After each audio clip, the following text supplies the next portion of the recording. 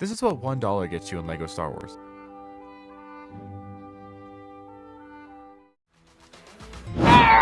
And this is $850. And today we're going through every price in between, from a $1 set to an $850 set. Each set gets bigger, more detailed, and more expensive, so you can decide if these sets are worth it or just overpriced plastic. Alright, for the $1 build, I dug through my bin and I pieced together this Millennium Falcon. If you squint your eyes, it's basically screen accurate. Not bad for $1, but I think we can move on to the next one before this one falls apart. Okay, $5, and immediately we're upgraded from the I tried my best to an actual set. This is the official Polybag Falcon. While it's still tiny, you still get the main look of the Falcon. You got the radar dish, the cockpit. It's okay for $5. Now this is where things get dangerous. Battle packs are how LEGO traps you. You buy one and get 4 Mandalorians. Then you realize they look a little bit lonely, and you need an army of friends. This is easily the best value per minifigure you get on this list, and the beginning of your poor financial decisions. At $30, we have the legendary Podracer. Honestly, this thing looks like it's not structurally sound. It's held together by translucent bars and hopes and dreams. But it works, it's surprisingly swooshable. Plus you get the 20th anniversary minifigure. Collectors treat these things like they're minted 24 karat gold. $55 gives us one of the most iconic cinematic moments in history. You've got Darth Vader casually ruining everybody's Tuesday. The rebels are doing their best, which, spoiler alert, isn't enough. This set is modular, clean, and it's the first set on this list that feels like a genuine display piece. And if you buy 2 of these sets, you can combine them to make an extended hallway. At $65, we got the Droideka. No minifigures, just vibes and technical engineering. This build is a masterclass. While the set is cool, it cannot roll up, but it can breakdance.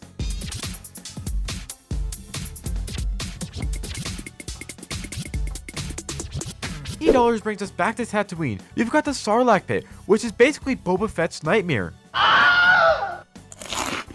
Between the desert skiff and the pit, there's a lot of value here. But let's be real, most of us are either buying this for the 25th anniversary figure or to combine with our Sail Barge. LEGO knows exactly what they're doing, and it's working. For $85, it's another Falcon, but this one grew up. This set is considered Midi-Scale, with no interior, no minifigures, just pure concentrated detail. It's smoother, it's sturdier, and it's clearly not meant to be flown around into a wall. This is where LEGO starts trusting you to be a responsible adult. For $90, you get everybody's favorite soccer ball. This is where the builds get smart. You aren't just stacking bricks, you're engineering a sphere out of cubes. There's actual technical wizardry inside the set. You got moving parts, a hidden thumbs up, and it's perfect height to stare at you while you sleep.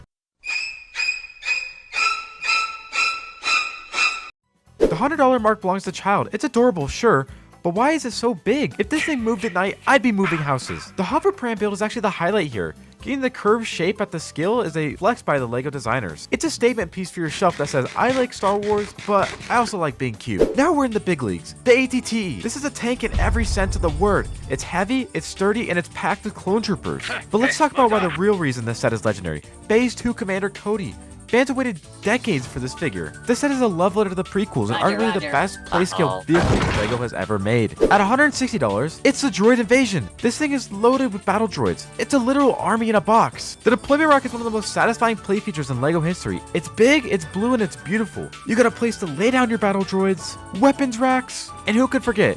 Commander Bly. $200 is where the scale gets ridiculous. This ATST isn't just a walker, it's a monument. It's the kind of set that stands on your shelf and judges your $18 battle pack. The detail on the legs, the cockpit are incredible, but it's also the first set on the list where you have to start asking your partner for permission to buy it. At $230, we have peak Imperial engineering. The angles on this TIE Interceptor are so sharp they might actually be a safety hazard. The symmetry is perfect. It's one of those builds that you finish it, take a step back, and just whisper, wow. $300 gives us the Jango's version of the Firespray. The sand blue and silver color palette is elite.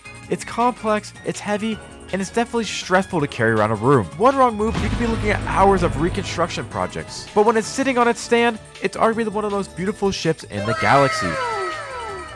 $500, we've reached the commitment phase of this video. This isn't just a set, it's a piece of furniture. The interior is fully decked out. You got Jabba's kitchen, his throne room, and even a tiny LEGO Max Rebo. It's a full experience. At this price point, you aren't just buying bricks, you're buying a conversation starter for people who probably don't care about Star Wars as much as you do. At $650 is the Venator. This thing is nearly 4 feet long. It's the kind of set that forces you to buy a new table just to hold it. The red stripe down the middle is iconic, the ultimate flex for Clone Wars fans. It's massive, it's detailed, and it's physically impossible to ignore. It's It's the crown jewel for many collectors. We've reached the final boss, $850. The UCS AT-AT is a structural miracle. It's the size of a small dog and can hold an entire platoon of snowtroopers. The legs alone are a feat of engineering. It's not just a set, it's a base. It's intimidating, it's legendary, and it's the reason your bank account is currently crying. And finally, the one, the only, the UCS Falcon. Over 7,500 pieces.